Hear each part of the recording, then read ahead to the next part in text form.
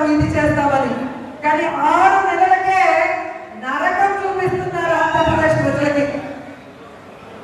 ఈరోజు ఎక్కడికి వెళ్ళిన రాష్ట్రంలో జగనన్నని ఓడించుకొని తప్పు చేశామని ప్రతి ఒక్కరూ కూడా పశ్చాత్తాపడుతున్నారు, బాధపడుతున్నారు. ఎన్నికల్లో దిగజారుడు రాజకీయాలు కూటమి ప్రభుత్వమే కాకుండా మన పార్టీలో ఉన్న వాళ్ళు చేయడం వల్ల ఈ జిల్లాలో ఎప్పుడు అత్యధికంగా రావాల్సిన సీట్లు తగ్గాయి. రాబోయే ఎన్నికల్లో కరుణాకర్ రెడ్డి గారి సారథ్యంలో జగన్